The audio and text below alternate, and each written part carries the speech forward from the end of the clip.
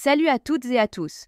Aujourd'hui, on va parler d'un événement mondial essentiel que tu connais sûrement de nom, mais dont tu ne mesures peut-être pas encore toute l'importance, le Jour de la Terre.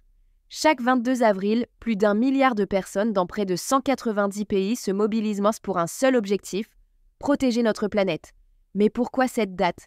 Et pourquoi c'est devenu si crucial? Allez, je t'explique tout. Tout commence en 1970, aux États-Unis.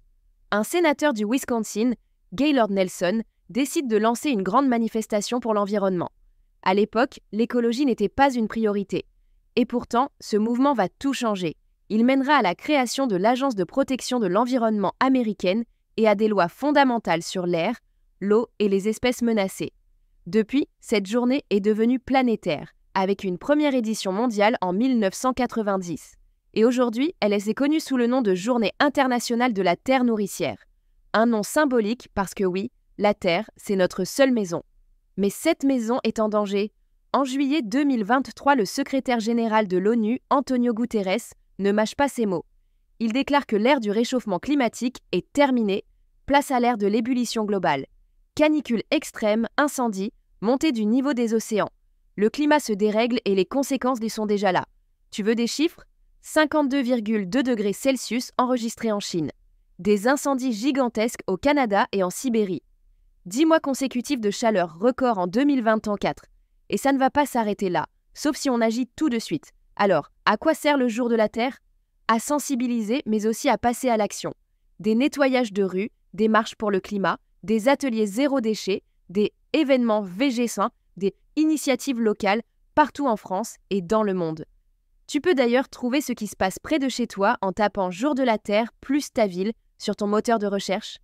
Et ce n'est pas juste symbolique. Certaines villes françaises sont directement menacées par la montée des eaux. Des villes comme Dunkerque, La Rochelle, Sète, Marseille, Nice pourraient être submergées d'ici 2200 si rien ne change. Et non, les digues ne suffiront pas si le niveau monte de plus d'1 mètre. Heureusement, on a des outils pour anticiper. Le site Climat HD de Météo France te permet de voir comment va évoluer le climat dans ta région.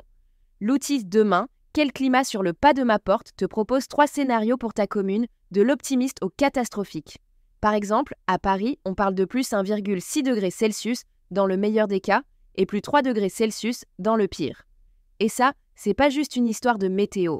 Le réchauffement climatique, c'est des maladies liées à la chaleur, des pénuries d'eau et de nourriture, plus de pollution et d'asthme, des déplacements massifs de population et même des crises sociales et géopolitiques. Alors oui, le Jour de la Terre est une alerte mais aussi un espoir. Un jour pour agir, pour changer ses habitudes, pour réfléchir à son impact et pour rappeler que chaque geste compte. Recycler, consommer local, réduire sa consommation, parler autour de soi ou simplement s'informer comme tu es en train de le faire maintenant. Voilà, tu sais maintenant pourquoi le 22 avril est une date à marquer d'une pierre verte. Et toi, qu'est-ce que tu fais pour la planète cette année? Dis-le-moi en commentaire. Et si cette vidéo t'a plu, pense à la liker et à t'abonner pour d'autres contenus engagés.